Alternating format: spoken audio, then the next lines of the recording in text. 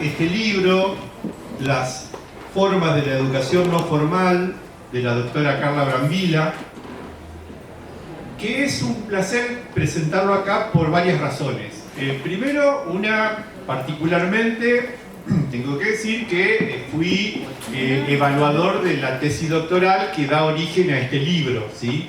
Por lo cual, para mí, leerlo en su momento en formato tesis doctoral fue un verdadero placer, igual que después el momento de la defensa oral. Y tenerlo ahora en formato libro y que esto se pueda dar a conocer, y que lo puedan conocer los estudiantes, los formadores de docentes, con un tema que es por demás de interesante y por demás de interesante el debate que hay alrededor de la educación no formal.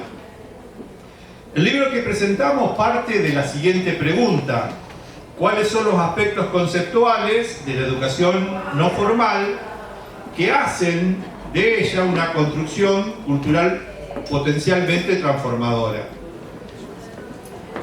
Carla construye el objeto del libro y propone una estructura teórica que diseña alrededor de 5 componentes o conceptos troncales: conocimiento, cuerpo, tiempo, espacio y vínculos. Y a partir de ellos teje un sistema de articulación abordando la complejidad de la educación no formal.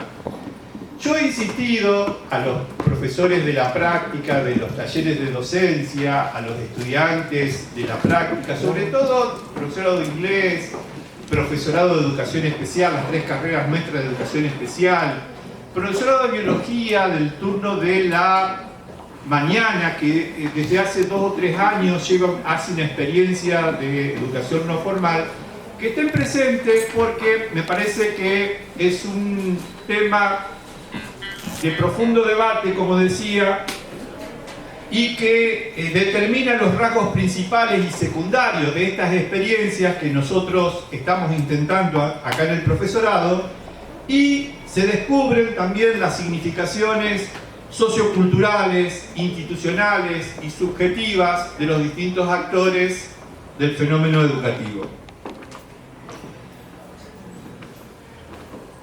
Los conocimientos que nos transmite Carla se traducen en innovaciones en relación al tema de la educación no formal y que sin duda permiten un gran avance del campo de estudio porque se acercan a lo esencial, a lo creativo, a lo crítico, con sentido de la acción. La matriz está más en el hacer, está en el hacer más que en el saber, ¿sí? Enseñar. Esto lo dice Carla, alejándose de alguna manera de las fórmulas y de la estandarización. Bien, antes de pasar a darle la palabra a leer el currículum de los demás presentadores, a mí algo que me llamó la atención en la lectura tiene que ver, o un aspecto novedoso. Yo, aparte de la ciencia de educación, que es lo que me dedico, también vengo del campo de la filosofía. Y en filosofía se dice que no se puede definir por la vía negativa, ¿sí? Por ejemplo, no docentes, o en el caso nuestro, de educación superior no universitaria, o educación no formal. Esta cuestión del no. En la lectura tanto de la tesis como del libro, esta cuestión novedosa que tiene que ver con la denominación de la educación no formal, sin recurrir a eufemismos, porque Carla toma el no como una categoría y como un acto político. Y este análisis invita a buscar los modos en que se aborda la problemática en los documentos, en la legislación, en las prácticas y en el discurso académico. Y esto da pie para futuras investigaciones donde la educación no formal constituye un campo, según lo que decía Pierre Bourdieu. Así que, bueno, con esta introducción así general de por qué estamos acá, porque estamos en un instituto de formación docente formal, diríamos, pero que sin embargo apostamos a esto de la educación no formal, que tiene que ser también un ámbito de los futuros docentes como futuros orientadores, ¿sí?, de estos espacios. Nos acompañan el profesor ingeniero Claudio Herrera.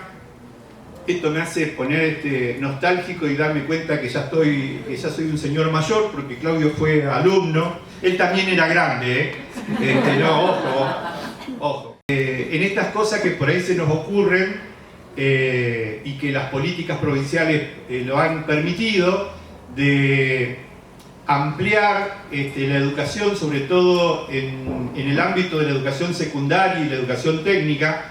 En algún momento, ya da como 10 años más o menos, sostuvimos por bastante tiempo, 2 o 3 años, creo que ser un periodo político de gobierno, un ciclo de formación complementaria de profesionales técnicos que estaban trabajando en escuelas técnicas, también gente que estaba en música y en plástica, trabajando en las escuelas, pero que no tenían título docente, y de esta manera, con este cursado durante 2 años, creo que fue, 2 años y medio, viernes y sábado, este grupo de gente podía acceder a la competencia, no al título, a la competencia docente para trabajar dentro de la provincia. Estas son verdaderas políticas, sí, que hay que sostener y que hay que rectificar, que hay que seguir pidiéndolas, ¿no es cierto?, porque es una manera de ampliar la educación para todos y todas. Entonces en ese ámbito es donde lo tuvimos a Claudio de alumno en el ciclo de formación complementaria. Es ex coordinador provincial de formación profesional y capacitación profesional del Ministerio de Educación de Santa Fe y ha ejercido la actividad de ingeniero mecánico en el ámbito privado por más de 25 años y como docente más de 38 años. En la docencia ha realizado la tarea en diferentes ámbitos: docente de cátedra, maestro de taller, regente de cultura técnica y director en escuelas técnicas. También ha dictado clases en el nivel terciario y en el profesorado de escuelas técnicas. También nos acompaña la profesora Diana Riottini, profesora y licenciada en artes visuales, directora teatral. Se formó en el campo del counseling, en la teoría de la Gestalt y el psicodrama. Su interés siempre se centró en las artes plásticas y el teatro para abrir caminos que puedan aproximar el arte y la salud. Y la doctora Carla Brambila, la doctora, que es doctora en educación por la Universidad Nacional de Rosario, psicóloga por la misma universidad, se desempeña como docente en la Facultad de Humanidades y Artes de la Universidad Nacional de Rosario y también como docente en la Facultad de Odontología de la misma universidad. Se desempeñó como orientadora en experiencias de educación no formal en Argentina, provincia de Santa Fe, Formosa, y en Piracicaba, estado... ¿Está bien así? Piracicaba, estoy medio disléxico entonces. También, la edad. Estado de Sao Paulo, Brasil, Partido 2 Trabajadores. Consultor y divulgador en temas de educación no formal, ha publicado artículos académicos, realizado ponencias en congresos nacionales e internacionales sobre educación no formal, y también es evaluadora de artículos de la revista Estilos de Aprendizaje de la Universidad Complutense de Madrid. Así que bueno, vamos a darle el micrófono a Claudio. ¿Le pasamos ese? Hay que prenderlo. Y le damos la palabra. Bueno. Buenas tardes a todas y todos. Bueno, es un placer estar acá, la invitación de Carla. La verdad que me asombró la invitación cuando me dijo compartimos mesa. Bueno, un placer realmente, gracias Carla. Bueno, un poco para dar la introducción, yo en el área no formal me dediqué mucho a la parte, digamos, de capacitación y formación laboral, o sea que dentro del área no formal es la que se dedica a capacitar oficios y formación continua. Destaco estas dos porque en el INET también lo destaca la formación profesional y la formación continua. Se dice formación continua a aquellos que sean digamos, graduados en en secundaria y quieren seguir su formación a medida digamos, de capacitarse en algún saber. Eso estaba, digamos, dentro de la coordinación está dentro de la coordinación de la provincia, del área no formal. Y para dar un contexto de números, en la provincia hay 757 instituciones en toda la provincia que se dedican a formar en el área, digamos, de oficios y en formación continua. Tenemos 20.000 alumnos, alrededor de 20.000 alumnos en toda la provincia, o sea que es un área chica, pequeña, dentro de la educación. ¿Por qué digo estos números? Porque vamos a hablar un poquito del desgranamiento en la educación secundaria. En la provincia aproximadamente hay 260.000 alumnos, aproximadamente en promedio de años, y llegan a graduarse solamente el 65%. Quiere decir que hay un gran porcentaje que queda fuera del sistema educativo secundario. Si vamos sumando año tras año, esa cantidad de alumnos que quedan fuera del sistema se va incrementando. Ahí está, digamos, el área de la no formalidad que los quiere tomar otra vez para poder capacitarse en oficio. Entonces estamos hablando de una gran cantidad de alumnos para poder capacitar. Lo que estamos observando es que no estaríamos dando abasto con la oferta para poder brindar a toda esta gente, digamos, que queda por el sistema.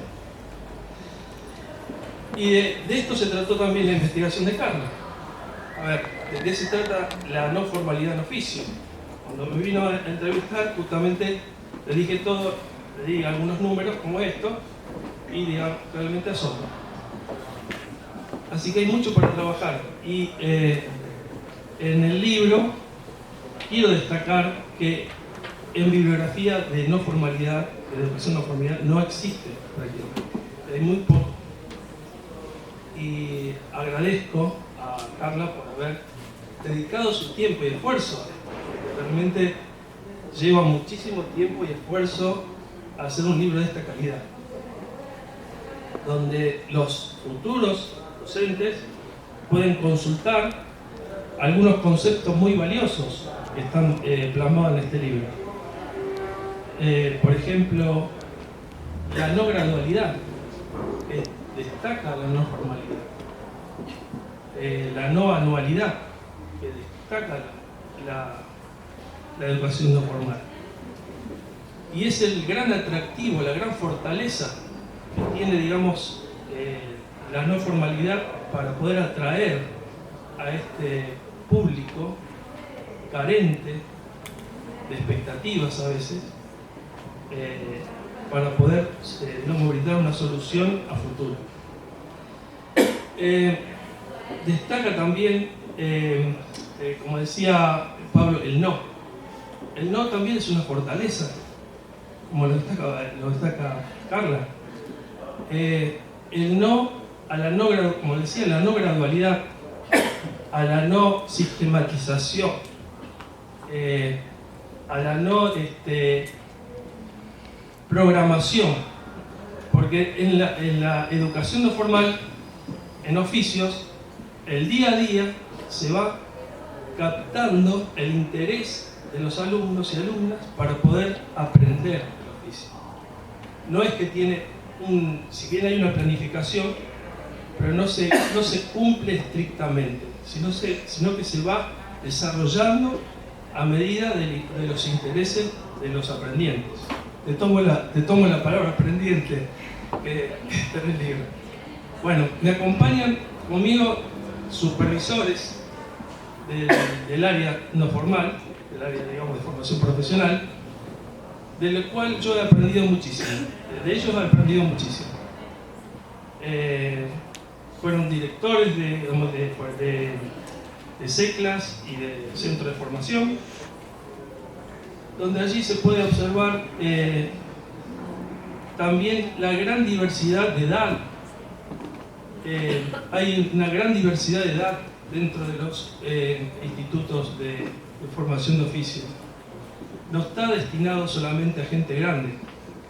Van jóvenes, muchísimos jóvenes que quieren aprender un oficio para poder emprender una vida distinta, una vida, digamos, mejorar su condición de vida. Bueno, como destacaba, el no es una fortaleza en sí, es una fortaleza. Quizás lo ponderemos como un sí a la educación, un sí a la formación, un sí, digamos, a mejorar su situación de vida constantemente. Destacaba la formación continua porque en secundaria a los chicos, una vez que egresan, no se les dice, no se los informa que pueden acceder a una formación continua. Y es deber nuestro, como enseñantes, informar que siempre existe la posibilidad de seguir capacitándose y formándose. Siempre existe la posibilidad de ser mejores. Y así, digamos, mejorar también su situación de vida. Porque destacarse de otros es justamente formarse. Bueno, en síntesis, muchísimas gracias, Carla, por brindarnos esta herramienta muy necesaria para el área, realmente. Bueno, muchísimas gracias.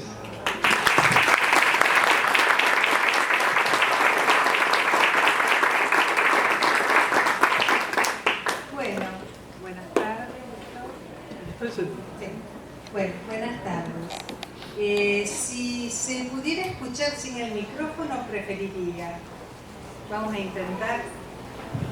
Bueno, quería comentarles que tengo el enorme orgullo de haber sido convocada para esta presentación, la presentación de las formas de la educación no formal de Carla Blanco.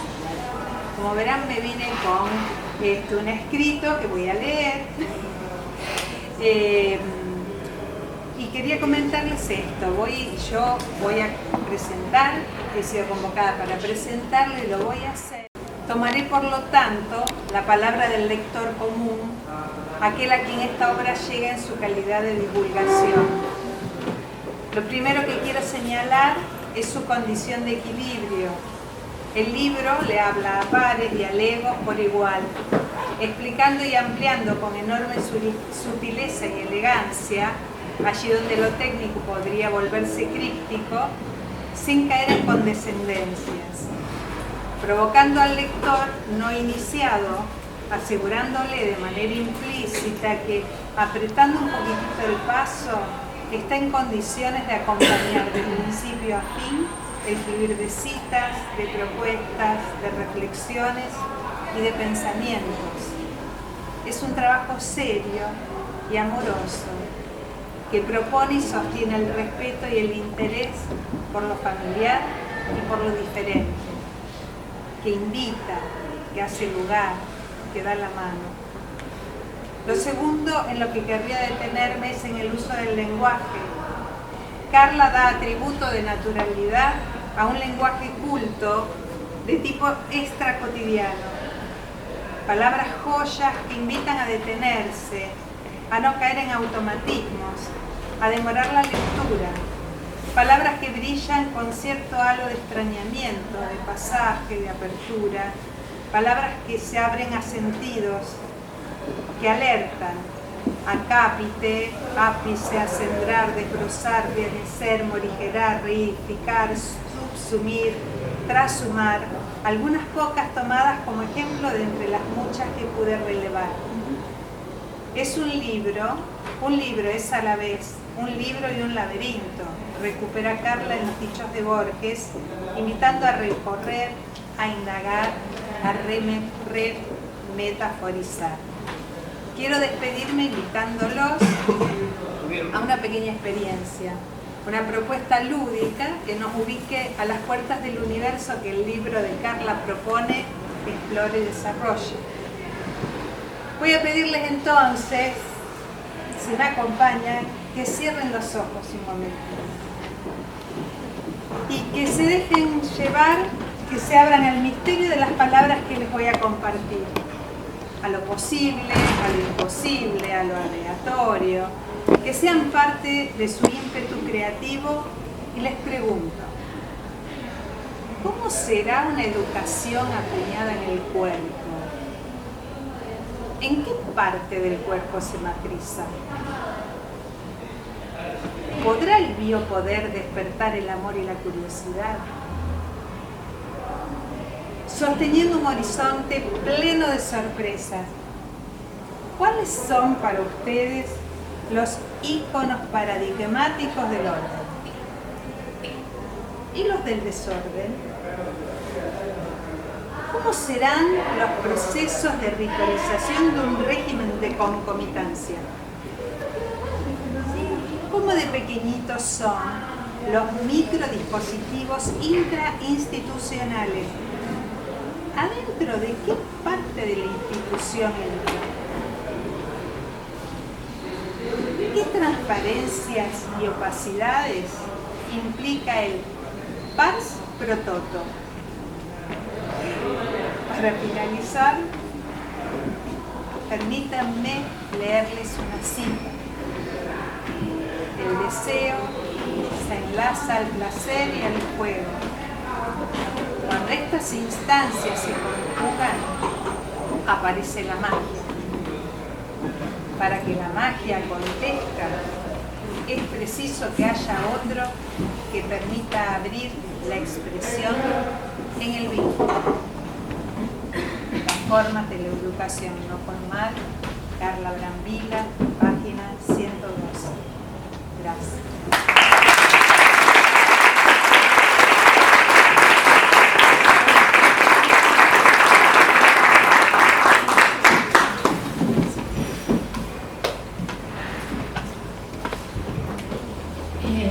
Buenas tardes a todos. En primer lugar me voy a disculpar si la voz está un poco entrecortada, realmente estoy muy emocionada.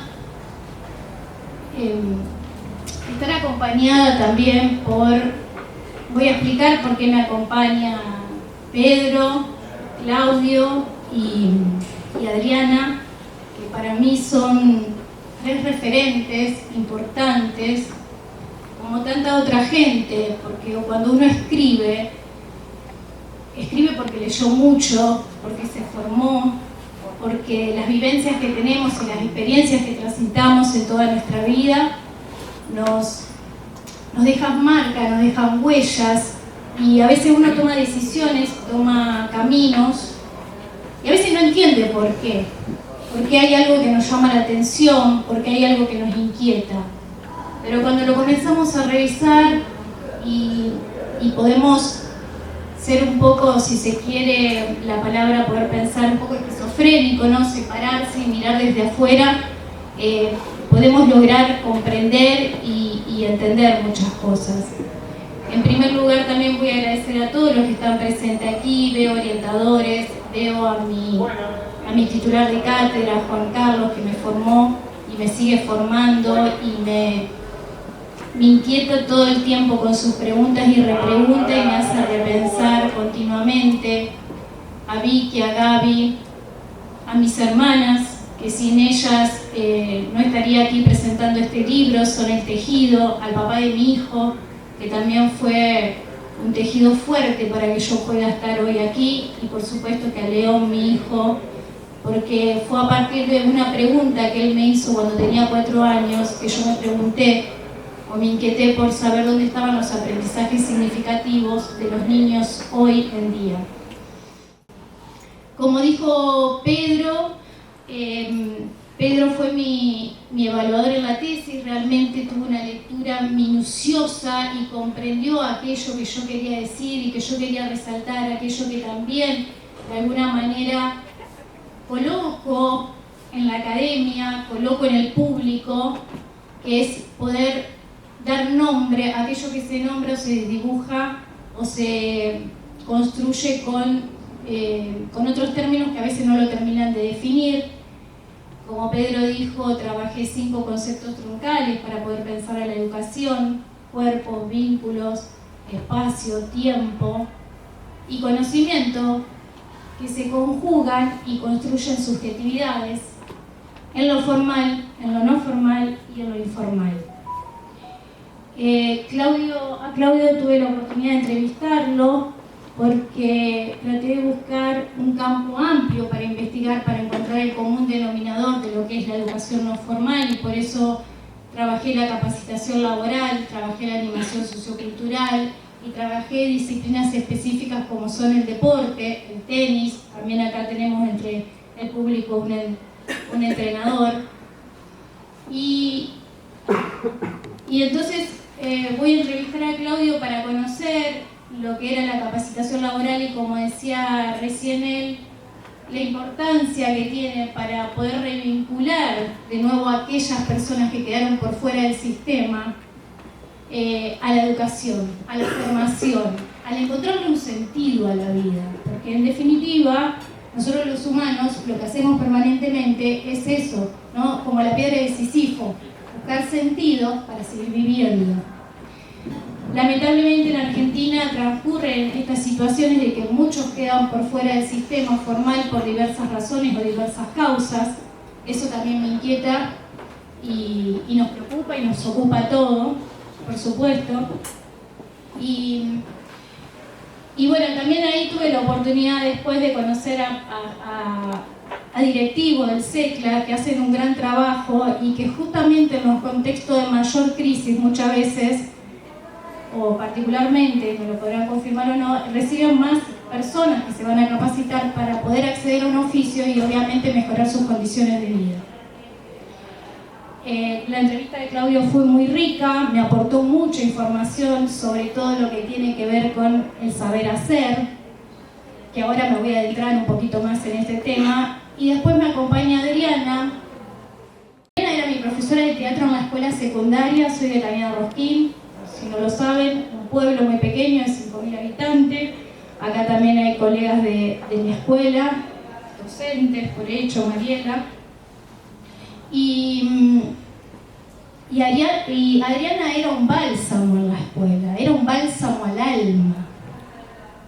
Adriana llegaba y nos hacía poner el cuerpo y recuperar el conocimiento desde otro lugar y resignificando y mirando hacia atrás, pienso, ¿no?, cómo Adriana también nos abrió al encuentro con otros grados, porque ensayábamos una obra de teatro que después la expusimos en Santa Fe, y ahí éramos un grupo, una comunidad de tercer año, cuarto año, quinto año, si no recuerdo, y fue una experiencia maravillosa. Por supuesto, aprobamos, nos sacamos un 10 y estábamos todos muy contentos. Entonces, es lo que decía, las personas nos marcan el camino y después nos marcan los devenires y uno va comprendiendo.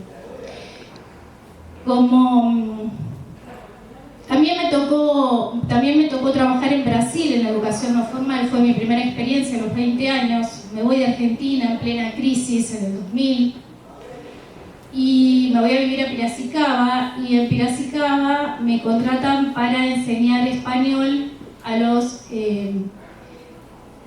brasileros, digamos, pero eran talleres de educación no formal que estaba promoviendo el Partido de los Trabajadores.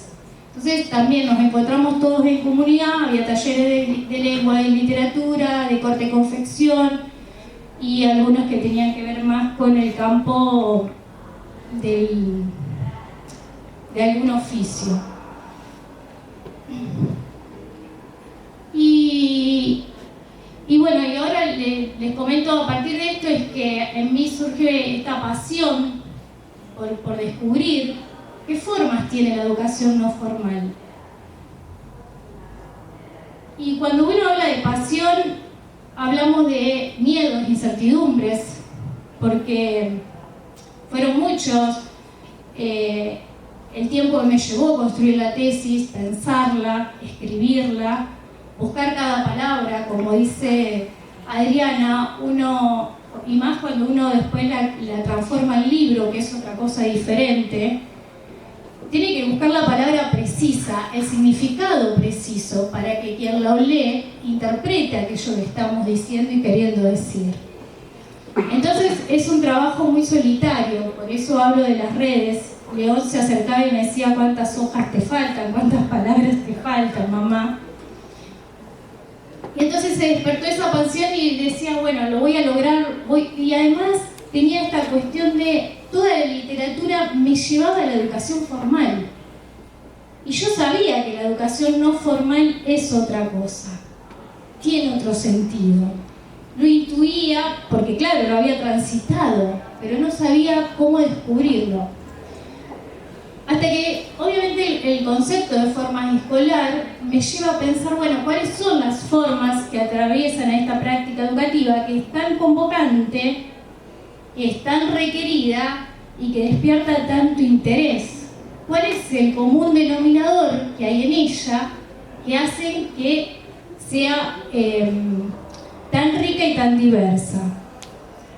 Entonces fue a través de la curiosidad y obviamente el asombro, porque esto también me llevó a un asombro muy grande de saber que no tenemos literatura en educación no formal en la academia. Es el primer libro de Argentina que tiene el título de Educación no formal. Sí, a lo mejor podemos encontrar material que están vinculados con la alfabetización, están vinculados con la animación sociocultural, pero no con la palabra educación no formal. Entonces ahí también me pregunté, ¿qué es lo que pasa con este término? ¿Por qué no lo denominamos de esa manera? ¿Por qué lo empezamos a desdibujar? Y me acuerdo que en la entrevista a Claudio le pregunto, bueno, ¿por qué ustedes llaman, en vez de educación no formal, le llaman capacitación laboral o formación profesional? Y bueno, en los 3 campos que investigué, como decía, todos me relataban que tratarla por la positiva le iba a otorgar identidad. Pero cuando sigo con la investigación, advierto que no, que en verdad el no es lo más potente que tiene esta práctica educativa, porque este no lo que implica es un no a las formas de la educación escolar, que no quiere decir un no a la escuela, que eso no se interprete de esa manera, sino a las formas. O sea, la educación no formal tiene formas particulares, diferentes, que se diferencian, se distancian de las formas que tiene la escuela. En el libro van a encontrar, porque las detallo, en cada uno de sus 5 componentes troncales, que son las formas que encontramos en el conocimiento, en el tiempo, en el cuerpo, en el espacio y en los vínculos. Y estas formas son muy potentes y muy positivas para poder pensar transformaciones quizás en la educación. Hace tiempo que hablamos de crisis de la educación. Y creo que también el secreto está, como decía Pedro, en poder pensar una formación docente desde otro lugar, resignificar esa formación docente, en recuperar el sentido y el placer en la docencia, en recuperar el sentido de transitar las escuelas, de que la palabra vuelva a ser el lugar y el centro para la construcción del conocimiento, que eso tiene que ser desde ese lugar, volver a recuperar la empatía con el otro y como se dice en los últimos documentos que hay de la UNESCO y en otros tanto, ¿no? De poder pensar una educación que promueva el amor, ya no solamente el amor al ciudadano, sino el amor hacia el mundo, de ir por la democracia, por la equidad y obviamente esto mejorar los lazos sociales y los vínculos. Entonces, este libro lo escribí en primer lugar porque me parece que es importante que podamos visibilizar en la educación no formal, visibilizar esta práctica que quedó siempre resguardada en un segundo lugar por la academia, particularmente, porque como decía Pedro, y lo digo también, es una práctica educativa y como tal constituye un campo de saber y por lo tanto constituye un campo del poder y en tanto campo del poder constituye un campo político. Poder pensar las políticas que atraviesan a esta práctica lo que se hace o no se hace de los organismos gubernamentales, de las recomendaciones que hacen los documentos internacionales, y ahí yo lo trabajo, poder pensar cómo se articulan los macrodispositivos con los microdispositivos, cómo se tensionan y cómo esos microdispositivos y macrodispositivos configuran obviamente modos de estar y modos de vivir. Entonces, este libro es justamente para poder también democratizar la educación, porque la educación no formal democratiza el conocimiento y fortalece a la sociedad civil. Y además de fortalecer a la sociedad civil, promueve la participación de jóvenes y mujeres para que se puedan animar a tomar la palabra y colocarse también en el lugar de un ciudadano político. Es una educación que es complementaria a la educación formal, no la tenemos que ver como campos separados, sino que la complementa. Más desarrollados, más industrializados son los países que más educación no formal tienen, más programas de educación no formal cuentan, porque cuando tenemos una educación básica, nutritiva, obviamente que va a promover a que nosotros vayamos a buscar, va a promover el deseo para buscar otros conocimientos y otros saberes. Es una educación que además tiene mucha importancia en el campo de la capacitación laboral, porque permite la adquisición de habilidades específicas, que muchas veces en la educación formal no se llegan a dar o no se pueden dar por la actualización que tienen las herramientas. Y en la no formal se pueden encontrar esas herramientas actualizadas, entonces ahí podrían darse ciertas articulaciones y podríamos pensar en ellas. Entonces potencia una función integral del ciudadano y como dije, es una práctica muy diversa, tanto por sus efectores, por quienes la promueven, pero también por aquellos que van en busca de esta educación. Y como decía, tiene formas propias. Lo que quiero destacar sobre todo dentro de su forma es el deseo y cómo también nos vamos a un mundo globalizado donde el autoaprendizaje se está poniendo también en el centro, porque hoy tenemos acceso a la información y a la comunicación desde cualquier lugar y en cualquier momento, y esto lo dice muy bien Burbules cuando habla del aprendizaje ubicuo. Es un campo que potencia entonces lo económico, lo político, lo social. Hay que seguir mirando para adelante.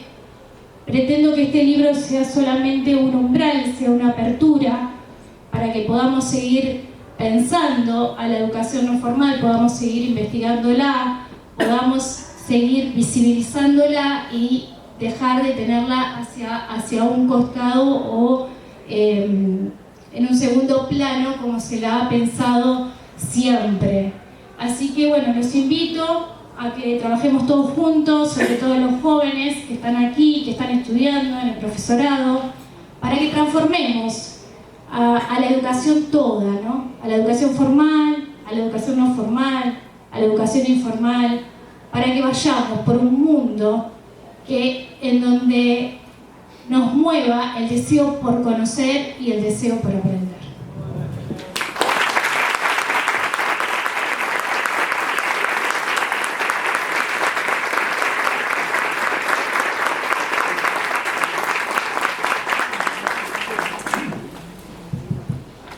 Bueno, vamos a darle el micrófono a la gente que no... A ver, Alejandra. A ver, sin micrófono yo creo que va... ¿Capaz? Bueno. O te lo llevo, a ver. Bueno, me parece. ¿Se escucha? A ver, prueba. Hola, ¿se escucha? No, te quería hacer una pregunta porque cuando hablaste, una cosa muy interesante, cuando empezaste a nombrar las distintas formas de educación no formal, y dijiste la no gradualidad. Entonces, en la educación formal hay algunas experiencias y escuelas que introducen la no gradualidad. Yo quería preguntarte, desde mi absoluta ignorancia de eso, si pudiste evaluar, digamos, a ver, es como una especie de intersección, hay una vinculación, nada que ver con lo que significa la educación no formal, con la no gradualidad en la escuela formal. Esa es mi pregunta. Y a lo mejor de encuentros intergeneracionales e interculturales que también se dan mucho en el campo de la educación no formal, lo podemos ver en las escuelas rurales. Las escuelas rurales tienen yo no las estudié, no las investigué, pero sí conocemos que tenemos el plurigrado y tienen toda otra forma de dispositivos, de estrategias didácticas y pedagógicas para llevarla adelante. Lo que pasa es que la educación no formal, como lo decía Claudio y también lo conversaba recién creo que con Estrella, no trabaja por un currículum.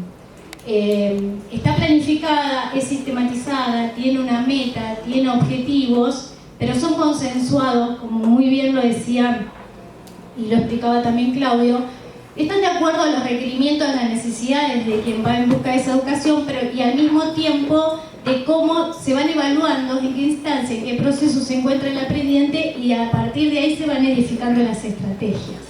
Entonces, como es una educación mucho más dialógica y que al mismo tiempo hay una recuperación de los saberes y los contenidos que trae el aprendiente y a partir de ahí se va edificando el conocimiento o se va construyendo la gradualidad en el saber y en el conocimiento. Lo que pasa es que, bueno, también yo investigué, quise encontrar estos comunes denominadores, pero imagínate que fui a la animación sociocultural, a disciplinas específicas y a la capacitación. Después habría que ver cómo se componen en cada una de esas submodalidades, qué formas también más específicas encontramos en cada una de ellas. Allá.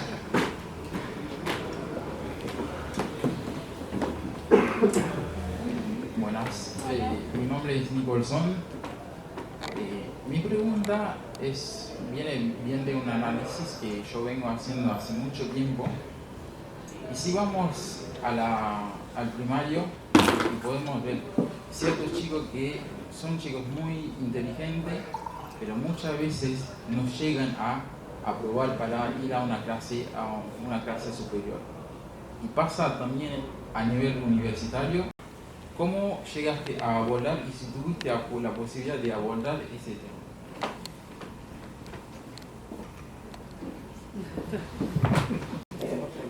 Y otra tesis de investigación. Es otra tesis de doctorado, es muy difícil la pregunta, Nick.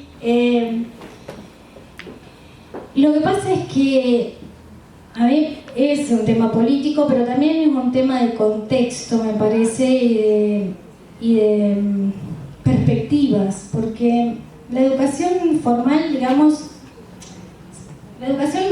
como todos sabemos, emerge con la modernidad, o sea, el dispositivo escuela emerge con la Constitución del Estado-Nación, que planteaba la igualdad para todos y el mismo aprendizaje y las mismas oportunidades para todas las niñas y niños. Pero hoy estamos en otro desafío que también me parece importante y en el libro lo abordo, que estamos en un contexto de posmodernidad. Y ya también se está dejando de hablar del concepto de posmodernidad y se está pasando a hablar de la tecnopolítica o el posttecnológico, que está empezando a definir también este contexto. La educación no formal lo que tiene es que atiende la singularidad de cada uno. En la escuela eso es más difícil. Creo que se da por configuraciones, se da por el imaginario de la escuela, se da por tradición. La verdad es que eso es una de las cuestiones que me parece que la educación formal tiene que revisar, poder pensar la singularidad de los tiempos que tienen cada uno de los niños, las preguntas que tienen, las inquietudes, las capacidades, porque es como vos decís muy bien, hay niños que tienen mejor capacidad para ciertas disciplinas o para ciertas temáticas y a lo mejor no tantas para otras, pero ahí yo lo trabajo con el concepto de estilos de aprendizaje, porque el concepto de estilos de aprendizaje nos permite, que es la construcción de un yo idealmente plástico, en donde, de acuerdo al estilo de aprendizaje que tiene el niño, la niña, el adolescente o el adulto, quien sea que esté en el lugar del aprendiente, yo puedo ir modificando y puedo ir construyendo el conocimiento. Entonces, si yo tengo un niño que es muy obsesivo, por ejemplo, y bueno, pero necesito que para que aprenda tal disciplina o tal tema utilice más la seducción, tengo que ver cómo lo voy llevando a ese rol y ese juego, que también son categorías que hay que seguir profundizando en la investigación.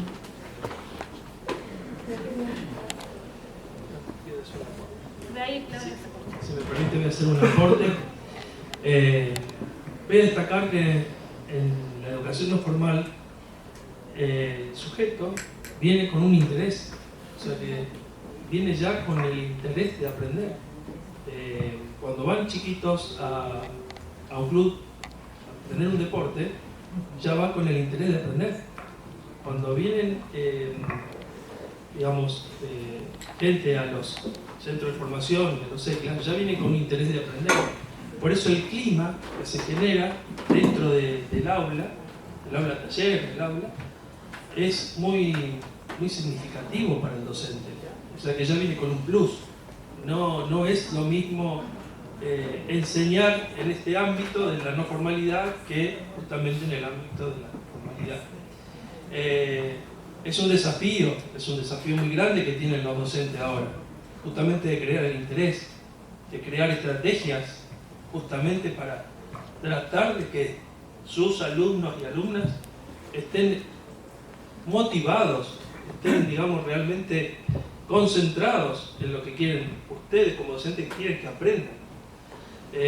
Por eso tratamos de, justamente este libro trata, digamos, de aportar esto de la no formalidad para que ustedes como futuros docentes tomen algunas estrategias para poder abordar en el aula de la formalidad.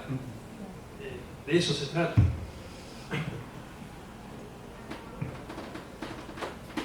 Bueno, muy bien. Pero como estamos en el ámbito de la educación formal y ustedes no se animan a hacer preguntas, yo le voy a dar el micrófono a alguien que se me ocurra así. Por ejemplo, a ver, la profesora Rebelli, ¿qué tiene para preguntar?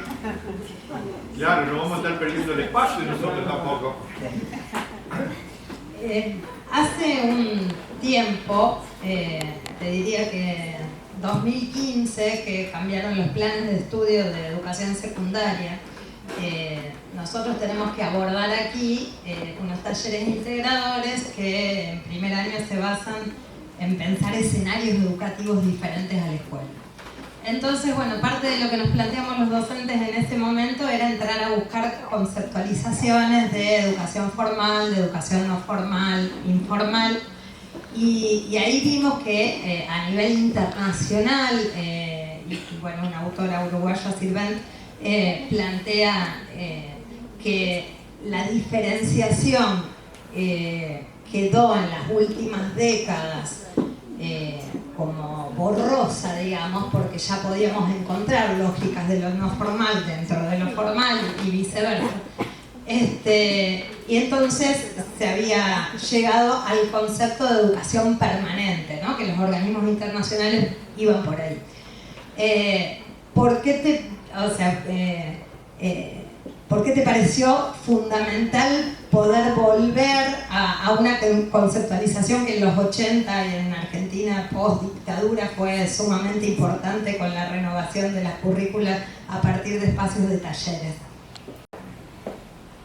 Esa es como una discusión que está muy fuerte. Cuando se instala públicamente el concepto de educación no formal fue en 1967, que lo hace Philip Holmes en el marco de la Conferencia Mundial sobre la Crisis de la Educación. En ese momento había un contexto social muy complejo, de cambios de perspectivas, de cambio de pensamiento, las teorías crítico-reproductivistas, podemos pensar en el Mayo francés, en el Rosariazo, etcétera, un montón de cuestiones que fueron caldo de cultivo para que se instalaran estos tres términos: educación formal, no formal e informal. En ese contexto, algunos países pensaron que la educación no formal simplemente se subsumía a la alfabetización de adultos. Pero no abarca solamente eso, es mucho más amplia, y ahí se definieron, y ahí es como que en un principio educación no formal e informal habían quedado de alguna manera, no había diferencias. Posteriormente, en los años mediados de los 70, se establecen las tres diferencias y los tres criterios que Trilla los trabaja como criterios metodológicos en las diferencias y estructurales, que tienen que ver una cuestión con esto de la metodología y el currículum, y también con la legalidad que los atraviesa.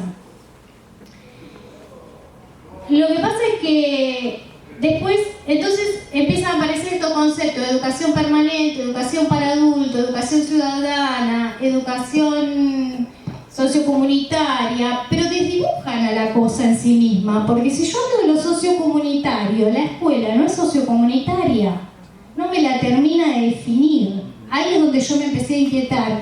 Si yo hablo de otros espacios y pienso en el maestro hospitalario, que es un maestro del Estado que va al hospital a impartir educación o a ofrecer la educación que no está pudiendo tener ese niño en el sistema formal, es otro escenario. Entonces tampoco me definía la educación no formal. Y los documentos de la UNESCO, tanto de 1970 como el documento último que hay sobre la Agenda 2030 de educación, plantean el concepto de educación no formal. Y están las metas 4.7, que Argentina es miembro para cumplir los objetivos de esa meta 4.7, y también se la trata con el concepto y el término educación no formal, y promueve, por supuesto, la participación ciudadana, promueve la equidad, la igualdad, y dice que democratiza la educación. Entonces, yo empecé a rastrear que desde los 70 hasta la actualidad, todos los documentos internacionales, el CINE, la UNESCO, etcétera, la trataban con el concepto de educación no formal. El capítulo 9 de la 26206 también habla de educación no formal y el término educación no formal, y las 22 leyes provinciales que tenemos, en las 22 jurisdicciones, también las llaman con el concepto de educación no formal. Y es más, algunas provincias hasta tienen consejos de educación no formal y tratan de encontrar cierta regularidad o regularizarla, porque muchas veces queda en el campo de lo arbitrario. Por ejemplo, no tener nosotros una ley de educación promueve ciertas arbitrariedades y falta de regulación, que es una de las cuestiones que me parece que también tenemos que empezar a promover, a defender y a establecer porque tengamos una ley de educación. No sé si te respondí más o menos. Una ley de educación provincial. Provincial, claro. Nacional tenemos. Lo que quise decir es que las únicas dos jurisdicciones que no tienen ley provincial son Santa Fe y Cava. La señorita Estrella está ansiosa ahí. Lo que quería plantearle a Carla más que una pregunta es casi como un llamado a la idea de que lo que ha trabajado es esclarecedor, en el sentido de que muchas veces se confunde la educación no formal con apoyo escolar, por ejemplo. Digo, hablando no voy a ser autorreferencial, pero es lo que en este momento, por lo menos a mí personalmente, me está pasando, y es una batalla intelectual, cultural, que se puede entender que es otra cosa, que nosotros no competimos con la escuela, sobre todo en contextos de encierro, por ejemplo, no ayudamos a hacer los deberes, hacemos otra cosa. Entonces me parece que en este sentido es sumamente esclarecedor, porque todo lo que vos estás planteando es como tocar otro espacio, otra lógica, otra posibilidad de oportunidad para sujetos que quizá no lo puedan lograr de otra manera, ¿no? Y que eso también es educación. No es que la vamos a pasar bien en los talleres de alfabetización. En los talleres de alfabetización se aprende, se discute, se debate, pero es otro escenario con otras formas, como vos bien la decís. En ese sentido me parece que es muy esclarecedor y me parece que habría que leerlo. Sí, también. No es competencia, eso es lo que Claro, tiene que entender, que no es competencia, es complementariedad. Porque si no parece que fuera o una cosa, y que siempre tenemos esa lógica binaria. O vas a la escuela o haces educación no formal, no es arbitrario ni contradictorio. No, además las 5 funcionalidades tiene 5 funciones, una es la complementariedad y otra la expansión, en tanto y en cuanto promueve una formación integral del sujeto. Claro. Pero hay que entender y no tenemos que empezar a pensar en ese adentro y en afuera y cómo se conjugan esas dicotomías, sino en cómo dialogan esos dos espacios. Puede ser simultáneo. Por supuesto. Sí, porque nosotros tenemos personas que van a la escuela y además hacen los talleres, pero no hacemos las tareas. Claro, o la jornada ampliada en la escuela primaria. Todo lo que viene después de lo que decíamos también lo extracurricular, pero cuando se crea acá el plan de jornada ampliada, yo he visto experiencias que dicen, bueno, ahora van a hacer teatro, van a jugar, pero ahora viene inglés y tienen que volver al aula. Cuando inglés también se puede hacer en el parque como estaban haciendo teatro también. Es decir, esta cuestión de que la escuela como organización, como institución formal también tiene que incorporar esta perspectiva. Yo hasta el momento siempre lo llamaba socioeducativo, ¿no? Después de leer la Carla, volví otra vez a esta cuestión a replantear el concepto de educación no formal, ¿no? Pero no como dicotómico. Bueno, no sé si alguien más quiere hacer alguna pregunta. Allá, bien, muy bien. A ver, vamos a darle primero acá al profesor Fica y después te doy la palabra. Bueno, lo mío primero, felicitarte por el trabajo, porque es un tema valioso para reflexionarlo, discutir. Mi pequeña sugerencia o pregunta es, ¿qué pasa con la educación de los pueblos originarios? ¿Es formal, no formal? ¿Es alternativa? ¿Y cuál es el grado de legitimidad en la acreditación que da el Estado blanco con respecto a lo que no es blanco? Se dice huenca.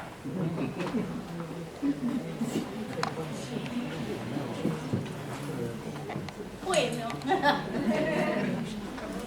¿por dónde empezamos? Creo que te lo voy a poder responder en algunos meses. Hoy tuve una gran noticia, están aquí también mis colegas y miembros integrantes de un centro de estudio que promoví para la educación no formal, y dentro del centro de estudio un miembro que es Bruno Franques, que es un sociólogo brasilero, trabaja justamente en el Amazonas haciendo trabajo de campo en educación en pueblos originarios y bueno, una de las cuestiones que queremos abordar en el centro de estudio es profundizar también esa temática de cómo se dan esos saberes, esos conocimientos y cómo se articulan también esas culturas, porque son encuentros interculturales. Así que nada, supongo que para allá prontamente vamos a tener alguna investigación un poco más profunda en ese campo. Claro, porque es un tema, una problemática que tiene que ver mucho con las políticas de Estado. Yo soy un sobreviviente de ese tipo de enseñanzas, digamos, no formales con los pueblos originarios, con don Pablo Freire. Tanta era la gravedad que le asignaba el sector hegemónico de la alta burguesía que a la mayoría de los que trabajamos fueron fusilados. Y los que participaron en esa experiencia se llama Operación Saltamonte, que en un librito aparece esa experiencia que la publicó el profesor Bruckmann. Por eso tiene mucho valor tu trabajo en ese sentido de poner en discusión esta educación no formal y ya abre para que nuestra mente se haga otras preguntas. ¿Qué pasa con los pueblos originarios en este tema? Nada más que eso. Gracias. Bueno, mi nombre es Natalia, curso profesorado de discapacidad y quería preguntarte sobre el tema de educación no formal, que nosotros vemos y trabajamos sobre la inteligencia múltiple, de la diversidad de formas de aprendizaje. Si tocas esos temas en la parte de discapacidad y en lo laboral, también si en la parte laboral también se toca el tema de discapacidad, porque son también ámbitos dentro de la educación que se ven mucho ahora. Sí, obviamente, sí. Los centros de formación de los CECLA están totalmente abiertos a todo, dentro de mi gestión, lo que hice fue, cuando se abre inscripción, las personas aquellas que tengan algún grado de discapacidad directamente entraban, no tenían ningún tipo de espera ni nada de eso, directamente, digamos, se incluían, porque es lo que corresponde en un Estado. Experiencias hay fantásticas, buenísimas. Dentro, digamos, dentro del aula y fuera del aula. Como experiencia, te digo, hablo solo de mi gestión, no sé lo que están haciendo ahora, porque no tengo idea, pero promocionamos cursos, por ejemplo, para reparar todo tema, digamos, de elementos de la movilidad. O sea, que no había, o sea, impulsamos un curso para un reparador de elementos de movilidad. O sea, ese reparador estaba capacitado para reparar todo tipo de elementos que está abocado justamente a la movilidad de las personas. O sea que sí, te digo que es pleno. Si quieren encontrar un lugar donde poder incluirse en esta parte, en la parte, digamos, de los oficios y de las capacitaciones. Desde ya. Claudio. Sí. Yo soy director de un centro de formación profesional y en mi institución, yo estoy por jubilar, hace ya casi 20 años que soy directivo, siempre han entrado gente discapacitada. Hasta más, tuvimos que hacer rampas para el acceso a gente con movilidad reducida. Y los chicos que necesitan ser acompañados, hemos hecho convenio con las escuelas para que los acompañen, por ejemplo, en ayudantes de peluquería. O sea, siempre se le ha dado y nunca se lo ha discriminado. Igual que aunque sean de pueblos originarios, yo en mi institución, el 60% son mujeres las que van a capacitarse. También falta un poco más de difusión para ustedes. Ese es un tema político. Sí, tocaste justo un tema muy álgido, que la difusión es un tema pendiente. Se ve que digamos, los gobiernos no han...